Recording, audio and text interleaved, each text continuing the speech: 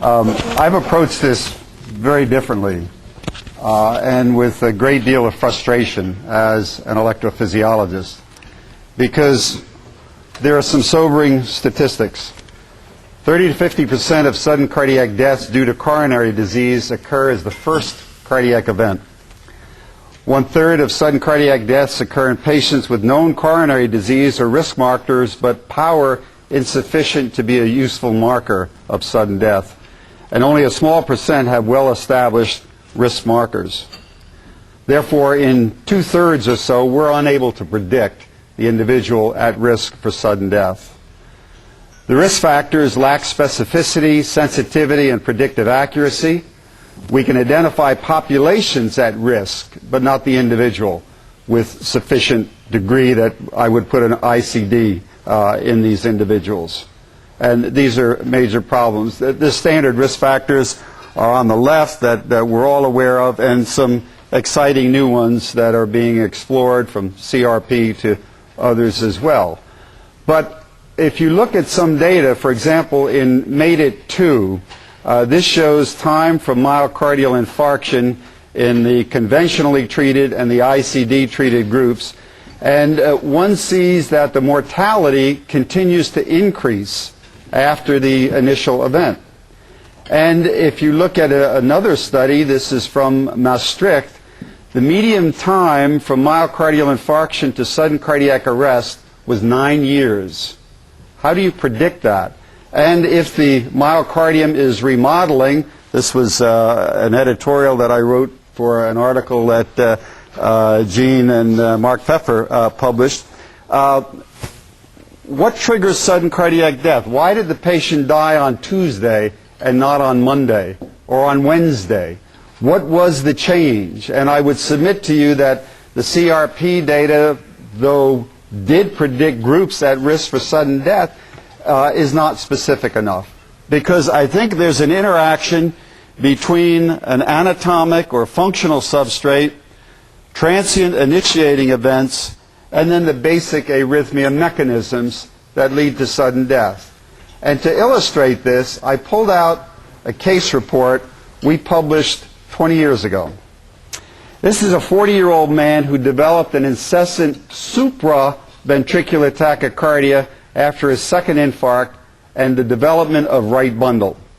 Now, if you look on the left, just look at the scalar ECG. He's got sinus rhythm, and then as the rate increases 7 beats a minute, he develops a supraventricular tachycardia, and that was more or less incessant.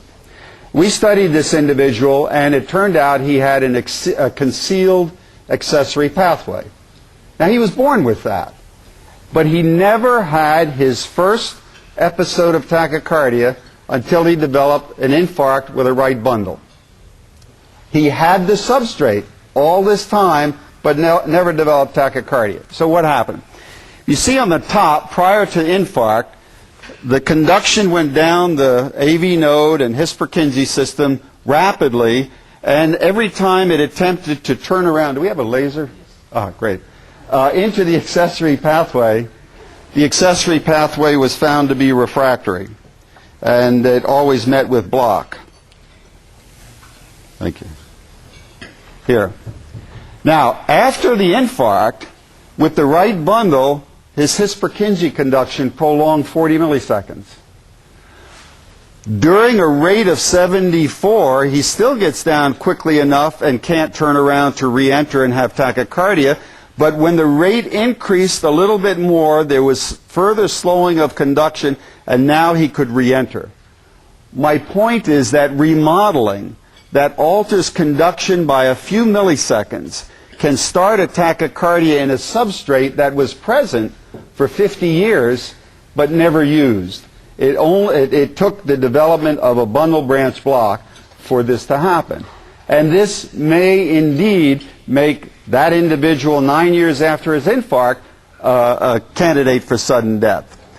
Now, there's some speculative data here, but I want to show you one study which we published about different sites of premature ventricular beats and whether or not they could start a tachycardia.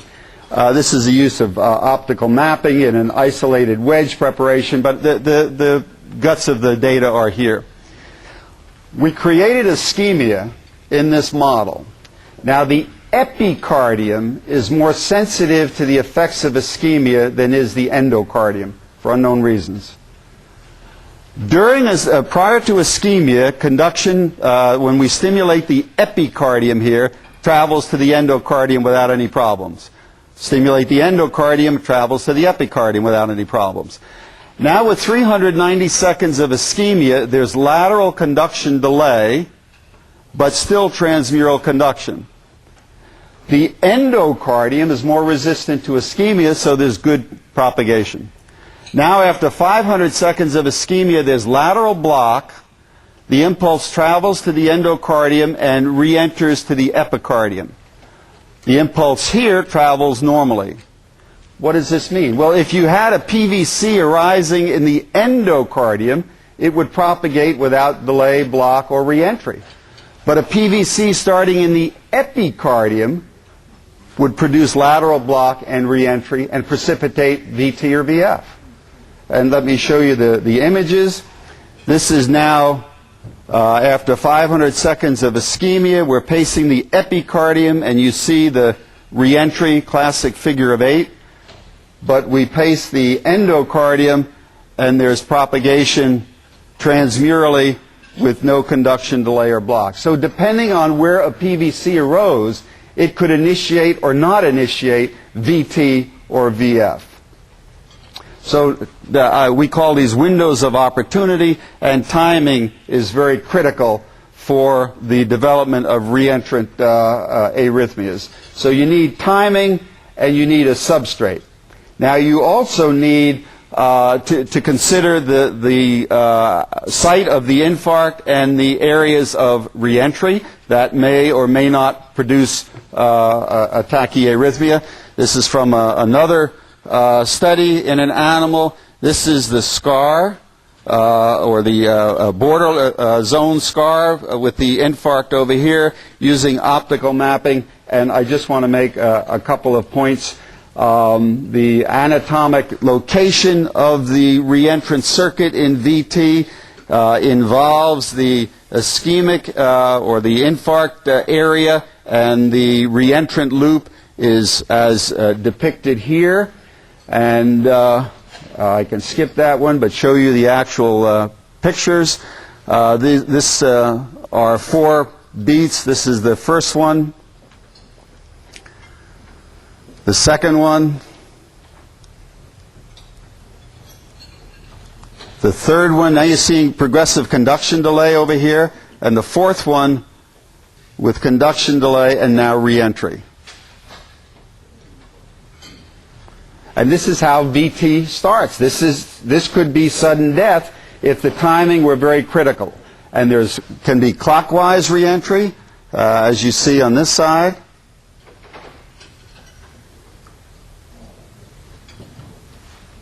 Or counterclockwise reentry in the same model.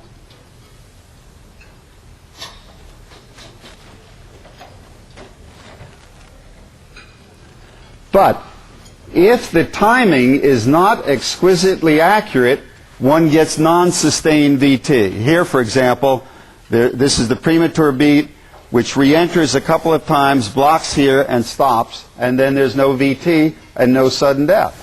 And if there is no area of conduction delay and block, for example, over here, the propagation, though not uniform, does not create the area of block for reentry to occur, this animal did not have inducible ventricular tachycardia. So how do we pick any of this up looking at risk factors? Yet these are the parameters that determine whether or not a tachyarrhythmia is sustained and whether sudden death occurs. Therefore, timing and activation sequence determine whether or not VT or VF will occur after an infarct. And I don't know how to evaluate that with risk factor analysis. I want to show you one other piece of data that we're actually presenting in a couple of days and raise the potential issue whether a period of ischemia can predispose to ventricular tachycardia fibrillation by other mechanisms. This is again the same animal model, this canine ventricular wedge, and this was a creation of long QT3. This is sodium inactivation, which can be replicated with anthropluorine. And the purpose of this study was to determine whether an episode of ischemia sensitized the myocardium to the effects of this long QT prolonging drug. And this is the animal model, the isolated wedge. This wedge had 40 minutes of ischemia and then reperfusion before application of the drug. And at this point, the electrophysiology was totally normal. So 40 minutes of ischemia, complete recovery, and then drug. While this group of wedges just had perfusion with no ischemia. I'm almost through. And what I'll show you over here is that the exposure to 40 minutes of ischemia made this myocardium very vulnerable with a significant QT prolongation compared to control. And we'll show you that. The images will correspond to the tracings below. So this is the first beat. That's over here. This is the second beat. Eventually. It's a slow speed.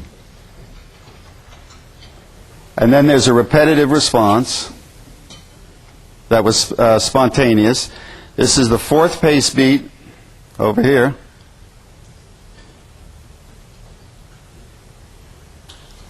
And then the fifth, and then spontaneous tachyarrhythmia.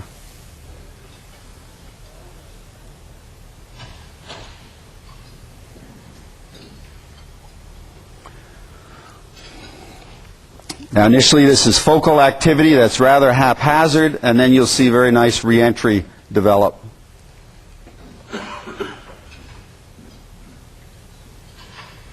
And here's the reentry now. And this did not happen in the other wedges that did not have an episode of ischemia. So we raise the issue, can an episode of ischemia make the myocardium vulnerable to an intervention to which it was not vulnerable prior to the episode of ischemia? And this may have relevance in patients with long QT or in individuals who are taking drugs that prolong the QT that have a much greater effect after an episode of ischemia than prior. So prior episode of ischemia, even after apparent electrophysiologic recovery, enhances the arrhythmogenicity in this long QT3 model through the development of early after depolarizations and reentry, raising the issue whether ischemia can sensitize patients with long QT and possibly other situations as well. So the problems from the electrophysiology standpoint are very great. The triggers are myocardial EP processes that probably determine the onset or lack of VT-VF or sudden death, which are difficult to measure clinically, and the indirect EP surrogates don't really measure these phenomena and obviously give us no clue about mechanisms. And we must continue to rely on other indirect risk factors for now. I agree absolutely with what Dr. Brownwall presented. That's the state of the art. But we don't understand the EP as to why he fibrillated on Tuesday and not on Monday or Wednesday.